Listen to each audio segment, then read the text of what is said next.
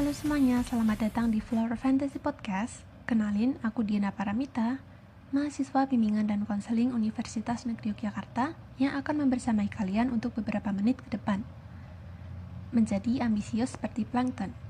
Itulah judul dari Flower Fantasy Podcast kali ini. Sheldon J. Plankton. Siapa sih yang gak kenal sama salah satu karakter ikonik dalam serial kartun SpongeBob ini? Seperti yang kita tahu, cerita utama dari serial kartun ini adalah serangkaian upaya plankton untuk mengetahui formula rahasia Krabby Patty milik Tuan Crab. Sayangnya, cara yang dilakukan plankton untuk mengetahui formula rahasia ini adalah cara yang salah, yaitu mencuri. Karena inilah, plankton yang kita kenal adalah sosok licik dan jahat. Padahal kalau kita lihat lebih jauh lagi, ada loh sisi positif dari plankton ini. Dia adalah pribadi yang sangat ambisius.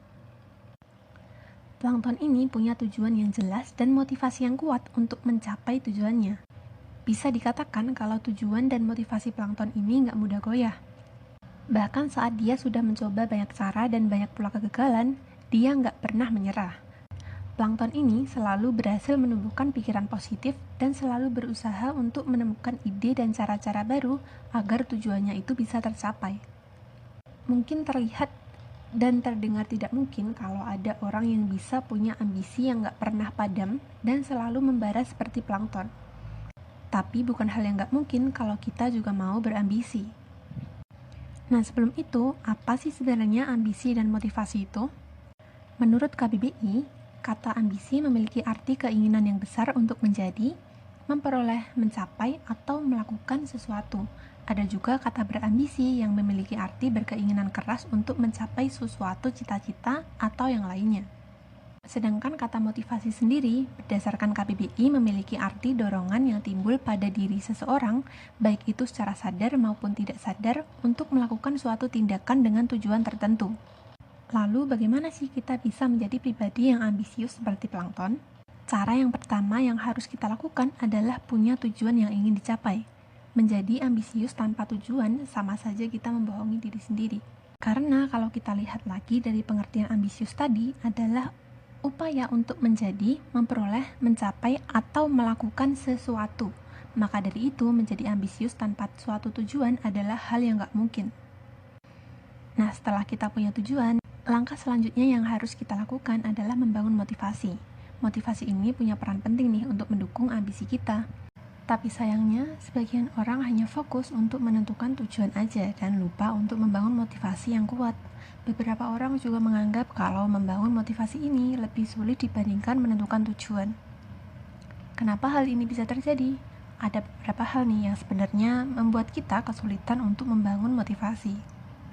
Penyebab pertama adalah karena tujuan yang gak realistis. Adanya anggapan kalau menentukan tujuan itu lebih mudah dibandingkan motivasi, justru membuat sebagian orang itu menetapkan tujuan tanpa memperhatikan hal-hal lain selain kesenangan dan kepuasan semata.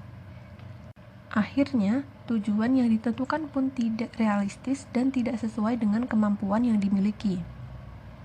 Hal inilah yang terkadang membuat kita itu kesulitan untuk membangun motivasi. Yang selanjutnya adalah merasa kewalahan. Nah, rasa kewalahan ini bisa disebabkan oleh banyak hal. Bisa karena kita terlalu memaksakan diri untuk mencapai tujuan dengan cepat, tidak memperhatikan kondisi fisik maupun mental, juga bisa karena tujuan yang tidak realistis tadi. Karena ketika tujuan yang ditetapkan tidak memperhatikan kemampuan diri sendiri, kemungkinan besar selama proses pencapaian tujuan itu akan muncul rasa lelah yang cenderung berlebihan karena sulitnya untuk mengimbangi antara kemampuan dengan tujuan yang ingin dicapai. Faktor yang selanjutnya adalah tidak disiplin terhadap diri sendiri. Nah, ketika kita sudah menentukan suatu tujuan, langkah selanjutnya adalah menyusun rencana untuk mencapai tujuan tadi.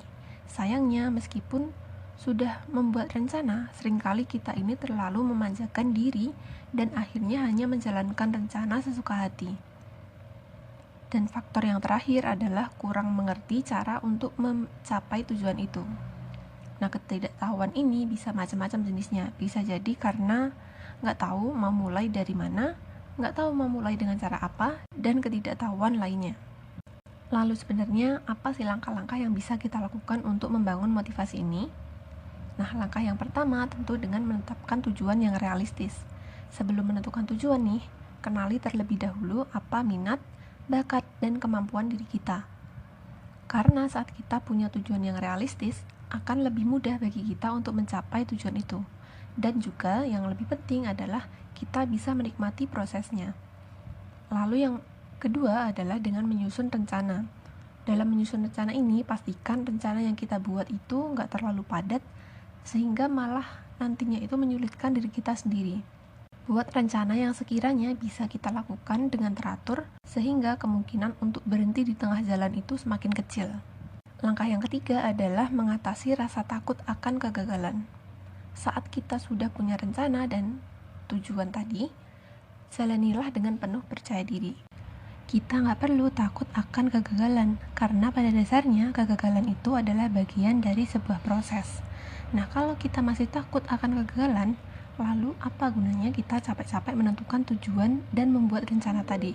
Langkah yang selanjutnya adalah berpikiran positif. Apapun yang nanti terjadi selama proses, cobalah untuk senantiasa memunculkan pikiran positif. Bahkan ketika nantinya kita mengalami kegagalan atau hambatan selama proses, jangan cepat menyerah dan tetaplah berusaha. Lanjut, langkah yang juga gak kalah penting adalah istirahat yang cukup.